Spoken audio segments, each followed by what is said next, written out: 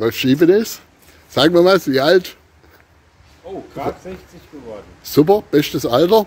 Sieht ja noch gut aus, der Junge. Und unterwegs mit dem Motorradtourer. Ja, aber hat halt ein Problem für der KTM. Aber gut, wollen wir drüber wegsehen. Ja, super, aber wenn es läuft, läuft. Das, genau. Der Andi. Der Andi. Das ist der mit dem blauen Quad, der so viel Staub macht. Aber was willst du machen? Es ist eben so. Ja, genau. Uli ist eine Jacke gewesen. Ja, genau. BMW-Jacke. So, und der Jörg? Der Jörg, das ist der mit der Honda, die eigentlich schön aussieht. Und der fährt meistens vorm Andi. Das heißt, und heute auch hinterm Andi hat er ein bisschen Staubstücke mit, also sonst ist okay. Läuft. Hallo Leute, euer Motorradtour grüßt euch.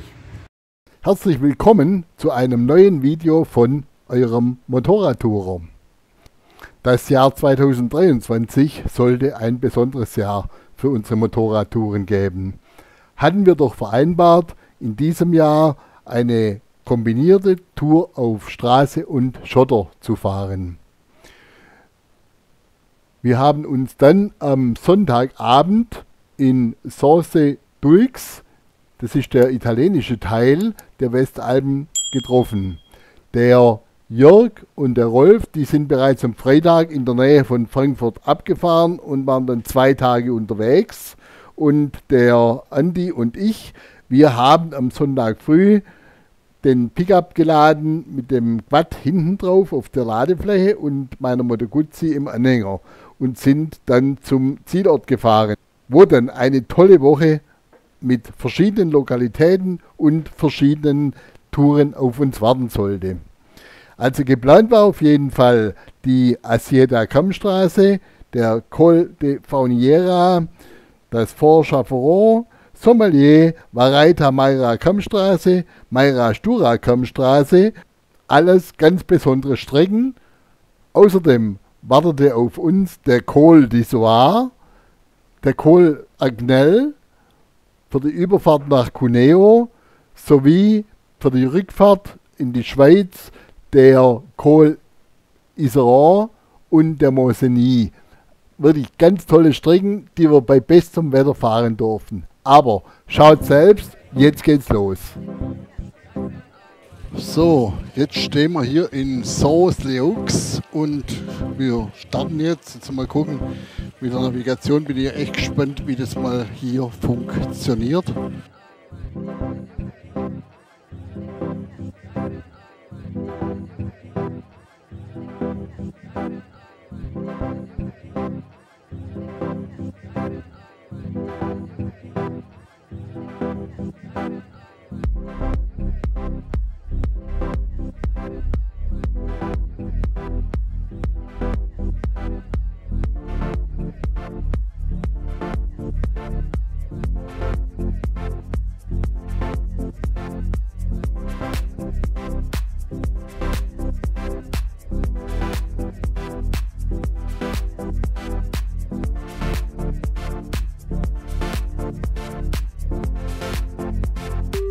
Apple, take 1.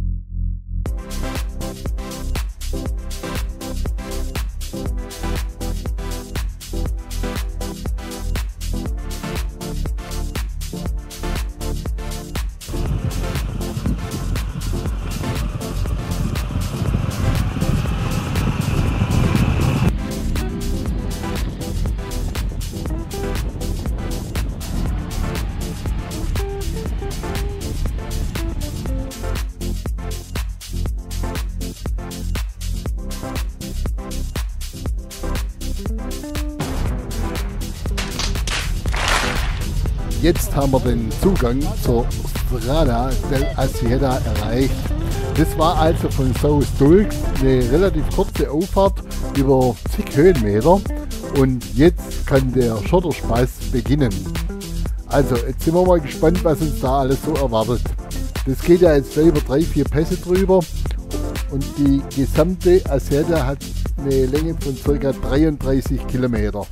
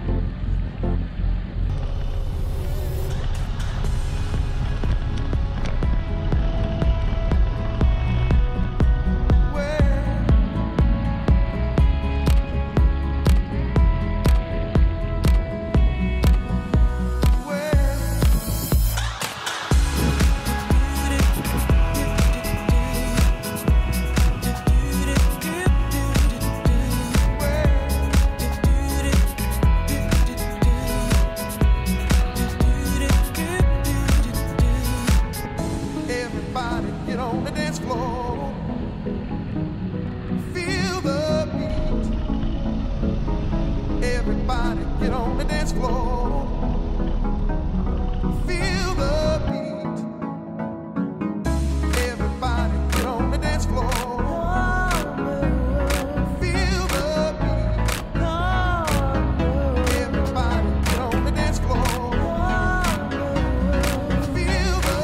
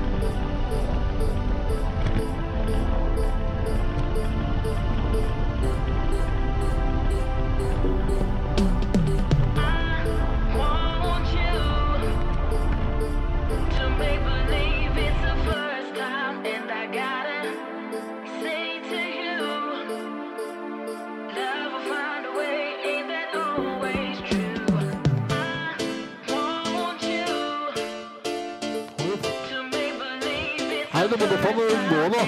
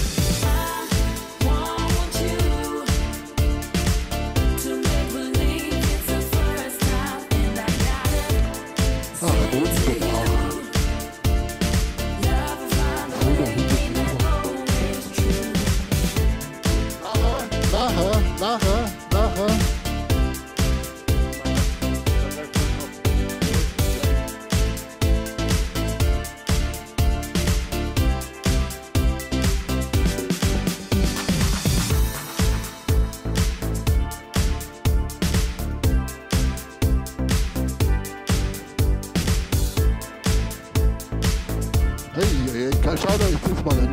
Ah, Junge, das ist schon so geil.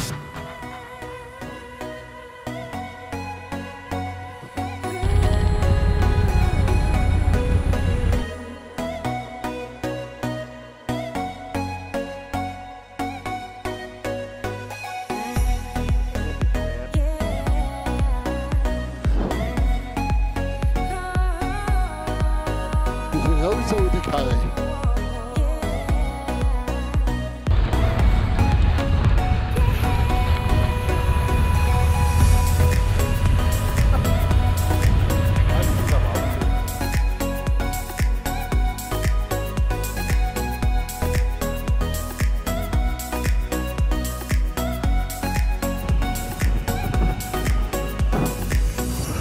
Volle Costa Piano, 2319 Meter.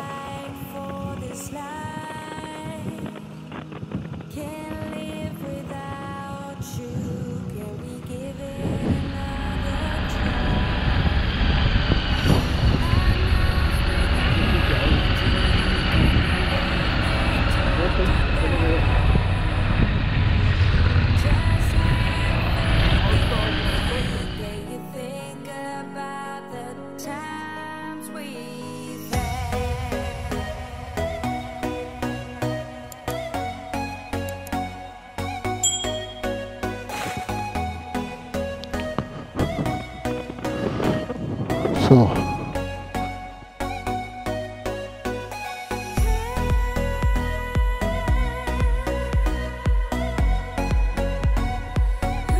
Augenmunde stehen, das war das.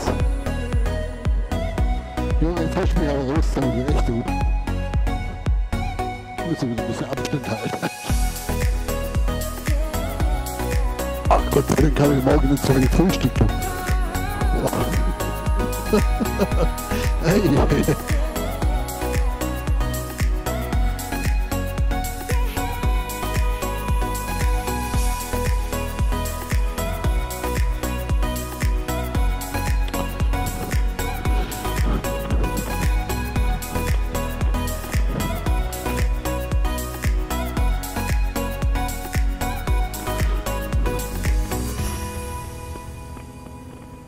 Golf.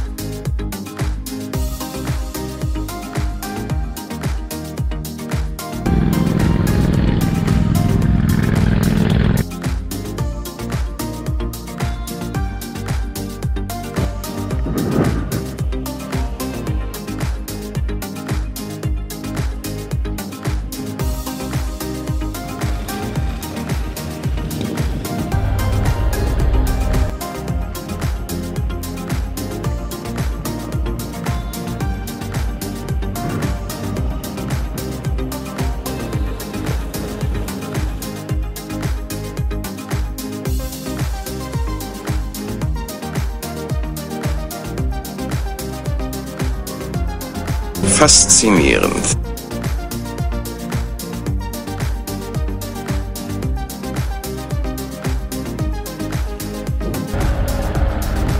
Aquette.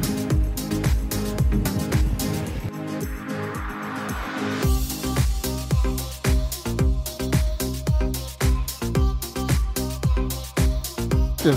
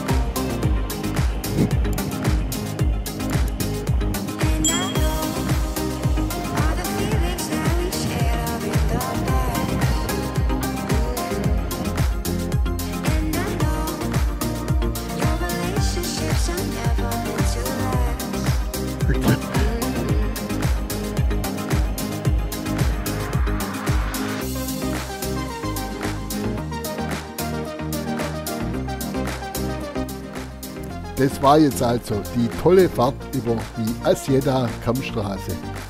Das sollte jeder wirklich einmal gemacht haben. Ich möchte kurz nochmal den Weg erklären, den wir jetzt hier gefahren sind und den ihr auf dem Video seht. Gefahren sind wir also direkt von Sauce Dulx nach Sportinia auf der Strada del Asieda und sind dann die Skipiste hochgefahren zur Asieda. Rauskommen tut man da beim Monte Triplex. Das ist der Einstieg für uns, 2506 Meter hoch. Weiter ging es dann über den Col Bourget, 2304 Meter hoch. Das war da, wo der Fotograf von uns wartete und unsere Einzelaufnahmen machte. Dann sind wir gefahren über den Monte Cenefris, 2536 Meter hoch, zum Colle di Asieta, 2462 Meter hoch. Wir sind dann natürlich weitergefahren auf der Asieda und werden jetzt weiterfahren zum Colle del Finestre. Wer jetzt hier beenden möchte, kann rechts abfahren Richtung Osiox. Also kurz nochmal zu der Asieda selber.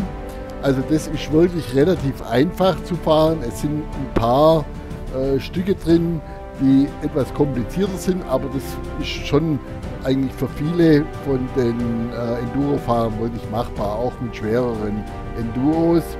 Also uns hat es jetzt nicht vor große Herausforderungen gestellt. Das war wirklich toll, immer auf dieser Höhe zu fahren. Ihr seht ja auf den Bildern selber, dass diese Ausblicke, die kann man wirklich genießen. Und das war wirklich eine tolle Sache. Das Einzige, was man vielleicht in Kauf nehmen muss, ist der Staub. Speziell, wenn man so wie wir in der Gruppe fährt. Den Einstieg findet man ja normalerweise von Sestriere kommend.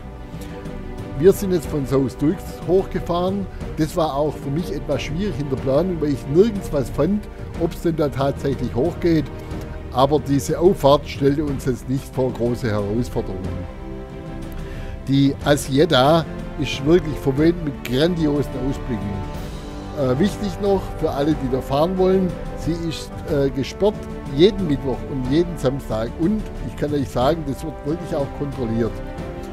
Und das Einzige, wo man vielleicht ein bisschen aufpassen muss, ist die 1,5 Kilometer zum Monte Cenefris hoch. Da haben wir so 15% Gefälle, denke ich mal, oder so habe ich es nachgelesen. Also das ist wirklich das Einzige, was da ein bisschen anspruchsvoller ist. Und ansonsten kann man diese 42 Kilometer von Sestriere bis zum Colle del Finestre, wenn man es gesamt fährt, wirklich immer top genießen. Also danke, dass ihr das hier angeschaut habt. Ich wünsche euch viel Spaß, wenn ihr das selber mal fahrt. Und jetzt geht es dann weiter mit dem nächsten Video. Da geht es dann auf den Colle del Finestre. Das ist auch nochmal eine wunderbare Strecke. Und also bleibt dran. Motorradtour freut sich, dass ihr hier wart. Bis bald. Tschüss.